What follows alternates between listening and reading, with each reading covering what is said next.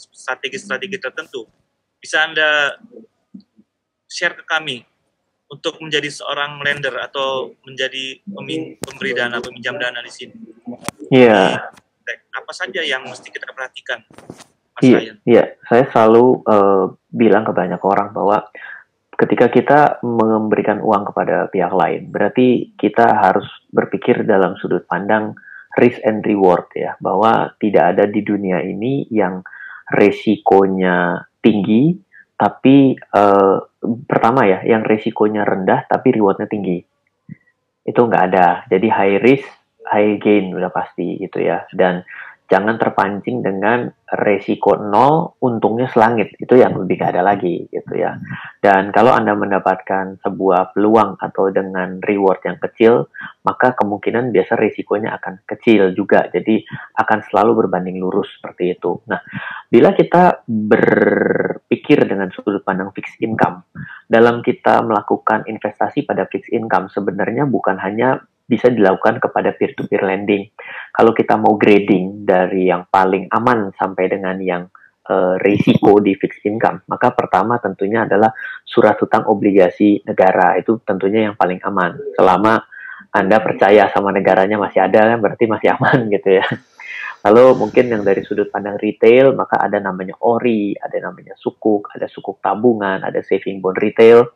Lalu turun sedikit kita bertemu dengan deposito dan juga deposito itu ada Bank Nasional dan juga Rural Bank yaitu BPR, maka itu ada penjaminnya sampai dengan 2 miliar LPS. Kalau untuk obligasi retail kita hanya bisa beli sampai dengan nilai 3 miliar. Lalu turun lagi itu ada koperasi, ada peer-to-peer lending juga. Nah, artinya peer-to-peer lending juga pasti akan lebar secara varian, tergantung dari berapa return yang bisa kita terima. Tentunya kita pasti akan mengikuti hukum ya return dan risk tersebut. Ketika kita mendapatkan sebuah return adalah 18% ataupun 20% ataupun 24%, maka kita sudah yakin bahwa ya segitu juga risknya dibandingkan dengan yang 15%, 12%, 10%, bahkan 8%.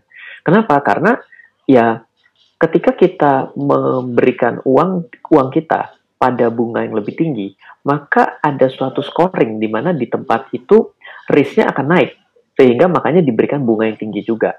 Jadi yang paling bagus kita sebagai seorang investor, orang yang punya uang, maka tentu akan kita bagi risiko kita juga, di mana tidak bisa semua uang masuk ke dalam satu tempat. Berarti itu kan secara teori diversifikasi portofolio tidak jalan ya, di mana kita mengenal don't put your egg in the one basket. Jadi ketika basketnya itu bablas, biar pecah semua ya, telurnya bablas semua. Jadi ya betul, kita diversifikasi. Oh iya, oke, saya akan masuk ke peer-to-peer lending. Sebagian lagi saya stay pada deposito, lalu saya stay lagi mungkin misalnya beli emas atau apapun.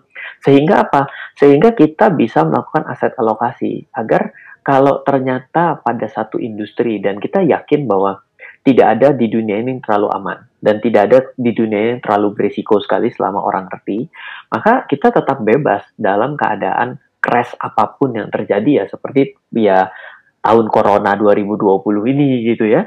Jadi ya itu yang bisa saya sampaikan kepada seluruh lender, jangan selalu men-challenge dengan bunga yang kelewat tinggi, tapi meminta dengan return yang begitu tinggi tapi risikonya tidak ada. Akhirnya kan sebagai pembuat produk tentunya kan akan berpikir berbagai macam cara untuk bisa membuat produk yang bagus, tapi tetap saja produk bagus sekalipun ketika kita mendapatkan bunga yang tinggi, kita sudah tahu dalam sudut pandang apapun risikonya akan lebih tinggi dibandingkan yang rendah. Seperti itu. Berarti ketika kita melakukan teknik diversifikasi itu dapat mengurangi potensi untuk mendapatkan keuntungan maksimal dong, Mas Ryan, sebetulnya ya. Makanya dalam sudut pandang kita berpikir sehari-hari, kita harus bisa membedakan kata-kata rich dan wealth. Kalau rich kadang-kadang kita ini fokus kepada sesuatu. Jadi kita bilang rich apa? Kaya ilmu. Biasanya kalau kaya ilmu itu pasti orangnya juga mungkin tidak terlalu memperhatikan mengenai sisi keuangan. Tapi orang yang kaya akan uang, tapi jangan-jangan dia lapse terhadap kesehatan. Kenapa? Karena dia hanya fokus pada satu aspek dan dia mengorbankan aspek yang lain tanpa dia sadar. Tapi berbicara mengenai wealth, maka menjadi bukannya maksimum, tapi menjadi optimal pada setiap hal, menjaga keseimbangan. Lebih sejahtera gitu ya. Betul, makanya kalau kita belajar mengenai wealth management, maka kita sebenarnya belajar dari Eropa, bukan belajar dari US. Kalau kita belajar di Eropa, orang Eropa itu jelas lebih happy hidupnya dibandingkan dengan yang di US. Sehingga apa? Kenapa mereka bisa lebih happy? Karena mereka bisa mengatur waktu, mereka bisa mengatur kesehatan, mereka bisa mengatur uang sendiri. Secara otomatis wealth-nya yang terjaga. Makanya disebut dengan wealth planning. Bukan rich planning, gue belum pernah dengar ada kata-kata rich planning gitu.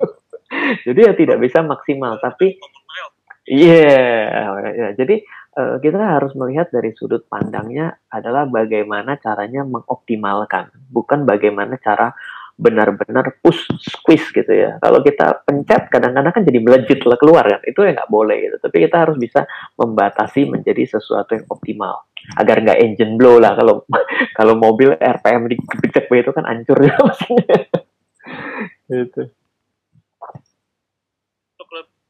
Ketika kita berinvestasi di dua tempat yang berbeda atau lebih, itu bisa lebih bereksperimen mengetahui tujuan investasi mana yang mampu memberikan keuntungan lebih tinggi. Tentunya begitu ya Mas Ryan ya. Nah untuk kita kalau berinvestasi di sini di mana di peer-to-peer lending ini, bagaimana Anda melihatnya keuntungannya? Iya, tentunya pertama sebagai sebuah industri yang paling baru ya, boleh dibilang kan peer-to-peer lending, fintech dari equity crowdfunding, ya ini kan semua industri yang lebih baru gitu ya. Pasti memberikan suatu potensi yang jauh lebih lebar dan ini apalagi dengan adanya teknologi ini akan menjadi borderless gitu ya. Dimana orang dari Papua sudah bisa mendanai orang yang ada di Aceh sana gitu ya. Ini kan artinya borderless. Kalau dulu kan Aceh ketemu Aceh aja, Aceh mana kan gitu ya. Atas, bawah, kiri, kanan, belakang, depan kan gitu ya. Susah nyarinya. Jadi borderless ini tentunya akan menjadi aspek yang luar biasa. Tapi artinya kita juga mungkin tidak mengenal sekali. Kalau kita ini kan misalnya kita di satu desa gitu ya. Satu desa itu saya ingat sekali, saya pernah datang ke satu desa itu dari ujung rumah yang 20 kilo sampai yang sampai depan rumah itu semua kenal gitu. Kalau ini kan sisi knowing-nya itu kan datang dari bagaimana mengkurasi secara teknologi. Jadi apa yang harus kita perhatikan di sini adalah bagaimanapun historis itu tidak bisa berbohong banyak. Ya, oleh karena itu penting sekali kita lihat, oh sudah berapa kali orang ini minjam. Ini menjadi kepercayaan yang lebih.